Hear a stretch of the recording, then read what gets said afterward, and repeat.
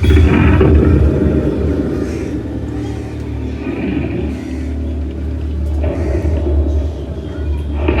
माँ, माँ, माँ, ये इतने सारे बमबारी की और गोलियों की आवाज कहाँ से आ रही है? माँ, सुन रही हो माँ? अरे मम्मा, इतनी सारी गोलियों की और बम की आवाज कहाँ से आ रही है? बेटा, ये सारी आवाज युद्ध की है। आपने आज रेडियो पर और टीवी में देखा होगा कि बहुत सारी जगह पर युद्ध अभी चल रहा है। तो ये सारी गोलियों की और बम की आवाज वहाँ से आ रही है। लेकिन माँ, युद्ध करना जरूरी है क्या? हाँ बेटा, युद्ध करना इसीलिए जरूरी है कि हमारे देश की रक्षा करनी है हमें।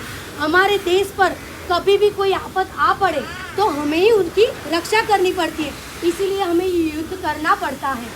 ओ माँ, ऐसी बात है तो मैं भी बड़ा होकर सिपाही बनूंगा, अच्छा सा सोल्जर बनूंगा। नहीं बेटा, आपको सोल्जर नहीं बनना है। जो लोग सोल्जर बनते, सिपाही बनते और देश की रक्षा करते, उन्होंने अपनी आखिरी सांस तक लड़ना पड़ता है।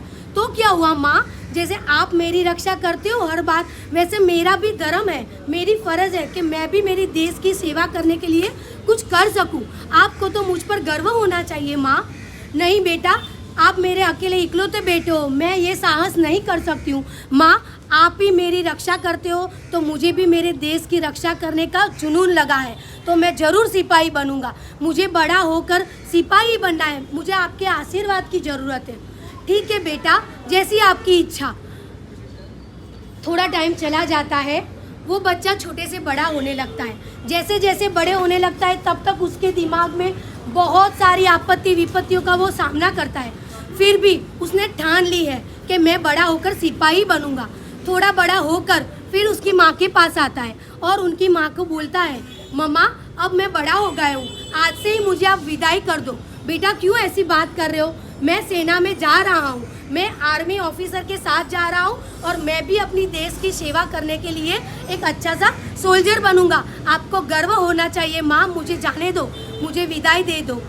माँ बोल रही है, ठीक है बेटा, तेरे सोच ऐसी है और तुझे सिपाही बनना है तो हमेशा एक माँ का आशीर्वाद तेरे पर सदा रहेगा।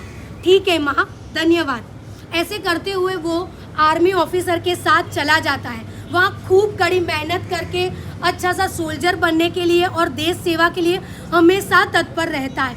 कभी कभी अपनी माँ की याद आती है तो वो एक तरफ जाकर कोने में जाकर रो लेता है। फिर भी अंदर से उसकी इतनी इच्छा थी कि मैं अपने देश के लिए कुछ करूं, क्योंकि उसने बचपन से ही ये सब देखा और सुना हुआ था। फिर एक दिन आता है, वो दिन था 1999।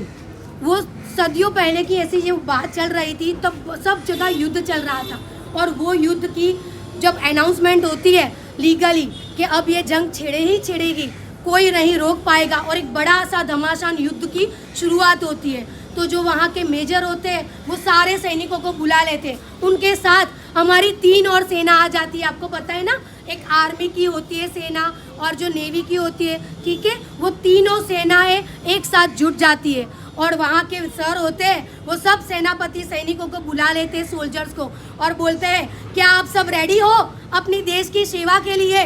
तो वो जो जवान था जिसकी कहानी मैंने आपको समझाई, वो सबसे आगे आकर बोलता है, yes sir, I am ready. तो सर बोलते हैं, ये कोई ऐसा वैसा युद्ध नहीं है, आज से आपकी माँ बहन जो भी आपकी वाइफ है घर पर, आज उनसे बात कर लो। आज के बाद शायद कभी आपको ये मौका मिले ना नहीं मिले, आपको अपने देश की सेवा करने के लिए आखिरी सांस तक लड़ना पड़ेगा। ये हमारे भारत और पाकिस्तान का सबसे बड़ा युद्ध है और ये 3 जुलाई से चालू होने वाला है। तो सब सैनिक बोलते हैं, यस सर, और हमेशा हम अपनी जान की बाजी लगाकर हमारे मातृभूमि हमारी इंडिया की रक्षा करेंगे, कभी भी पीछे हट नहीं करेंगे, चाहे जो कुछ भी हो जाए, और ये जीत दिलाकर हम आगे आएंगे। तो इस ऑपरेशन का नाम दिया था विजय। क्या नाम दिया था? विजय। तो विजय ऑपरेशन नाम देकर जो सारे सेनापति वहाँ के जो भी सोल्जर्स होते हैं, जैसे नेवी वाले होते हैं, आर्मी ऑफिसर होते हैं, वो सारे एकजुट होकर हमारी भारत माँ की रक्षा करने के लिए तैनात हो जाते हैं। अपने छाती पर गोलियों की बौछार लगे या बॉम्ब हो, वो सबको झेलने के लिए वो तत्पर हो जाते हैं। वो भाई होते हैं, किसी के भाई, किसी के पति या किसी के बेटे होते हैं, फिर भी उन्होंने मगज में ऐसे माइंड में सोच लिया था कि आज तो ये बाजी हम ही जीतेंगे, इंडिया को जीत दिलाकर ही रहेंगे। ऐसा सोचते हुए वो अमर ऑपरेशन चालू कर देते हैं और 3 जुलाई 1999 से ये युद्ध शुरू होता है। ये हमारा इंडिया और पाकिस्तान का सबसे बड़ा युद्ध जाहिर हो जाता है। तब तक पूरे दिन वो जम्मू कश्मीर जैसे एकदम ठंडे और बर्फीले माहौल में सारे सैनिक सोल्जर्स ऐसे गन लेकर तैनात हो चुके, जहाँ पर भी हमारे दुश्मन दिखाई दे उनको गोलियों की बौछार से ठार कर देते हैं। तो उनका सिर्फ एक ही लक्ष्य था, कोई भी हमारा एनिमी यानी कि हमारा दुश्मन मिले और हमारी देश को नुकसान पहुंचाने लगे, उसको वहाँ के वहाँ मार देते हैं। बम हो, गोलियां हो, पूरी की पूरी ताकत लगाकर। एक टाइम तो ऐसा आया कि उनके हाथों में शायद गन भी नहीं थी, शायद उनके पास बम भी नहीं थे, वो खुद अपनी जान की बाजी लेकर आगे बढ़ते हैं। जैसे जैसे मैंने जो आपको कहानी सुनाई, उनमें से एक हमारे थे बत्रा, वो क्या थे, बड़े से मेजर थे। उन्होंने भी ये बहुत सोल्जरी के टाइम पर जो भी लड़ाई करनी थी सबसे आगे, और उसमें और भी बहुत सारे सैनिक थे। 2 लाख से भी ज़्यादा उसमें सैनिक जुड़े हुए थे। उनमें से 527 जवान हमारे वीर शहीद हो चुके थे। उनकी माँ को, उनकी बहन को जब ये पता चला कि अब मेरा भाई नहीं बचा राखी बांधने के लिए, फिर भी उन्होंने बहुत सारे आशीर्वाद दिए, ब्लेसिंग दिए, उनको हिम्मत दी कि भाई जो कुछ भी हो, तू जो कर रहा है वो बहुत सही कर रहा है, हमें आप पर गर्व है। तो जब वो आखिरी सांस तक 3 जुलाई से 26 जुलाई तक अपनी लड़ाई लड़ रहे थे बराबर, तब तक वो सारे सैनिक कभी भी पीछे नहीं हटे। और जो आखिरी समय आया और लड़ते लड़ते लड़ते जब वो हमारे सैनिक आगे बढ़े, तो वहाँ के मेजर उनको बता रहे थे कि आगे मत बढ़ो बत्रा, आगे मत बढ़ो। फिर भी उन्होंने बोला नहीं, आज तो कुछ भी हो जाए लेकिन मैं मेरी मातृभूमि की रक्षा करके ही रहूँगा। ऐसे करते करते आखिरी सांस तक उन्होंने लड़ाई जीत ली, उन्होंने लड़ाई जीत ली। और बहुत सारे हमारे सैनिक उसी दिन अपना बलिदान दे देते हैं, शहीद हो जाते हैं। और वहाँ जब वो शहीद हो जाते हैं तो प्रधानमंत्री और उनको सबको पता चलता है कि हमने ये बाजी जीत ली है, इंडिया विन हो जाता है। पाकिस्तान के सामने इतना बड़ा युद्ध 21 दिन तक चलता है, तब तक बहुत सारे 527 हमारे सैनिक चले जाते हैं, उनमें शहीद हो जाते हैं, अपनी जान की कुर्बानी देते हैं और आखिरी सांस तक लड़ते हैं। उनकी आंखों में आंसू थे, लेकिन हाथ में चाहे कोई हथियार नहीं था, लेकिन दिल में उनकी जो तमन्ना थी वो पूरी हो गई थी और आखिर हमें वो विजय मिल जाती है। इसीलिए आज हम ये कारगिल विजय दिवस मना रहे हैं। आज 26 जुलाई को ये 50 साल आज पूरे हुए हैं।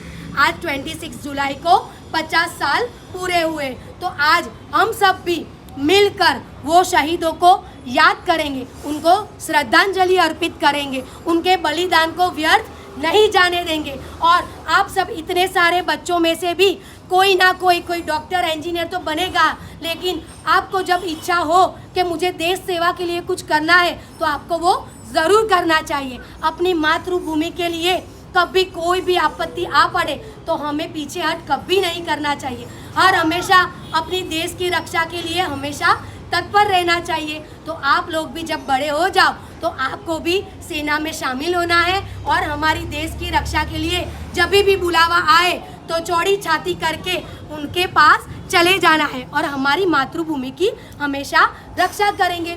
जब ये जवान शहीद हुए थे तो प्रधानमंत्री ने उनके लिए अमर जवान स्मारक बनाए और वहाँ हर साल शहीदों के जो फैमिलीज होती है, उनके रिलेटिव्स होते हैं, उनको वहाँ बुलाते हैं, वो स्मारक पर बुलाते हैं। और वहाँ जब वो सैनिक शहीद हुए थे तब एक ही नारा लगा रहे थे, अमर जवान शहीद हो गए। तो वो क्या बोलते हैं, हमारे शहीद अमर रहो, हमारे शहीद अमर रहो, हमारे शहीद अमर रहो, हमारे शहीद अमर रहो, शहीदों अमर रहो, शहीदों अमर रहो। ये स्लोगन का मतलब क्या था कि भले उन्होंने अपने देश के लिए कुर्बानी दे दी है लेकिन वो मर गए ऐसा नहीं बोलते, हमें ऐसा बोलना है कि वो शहीद हो गए, वीर गति ले लिए।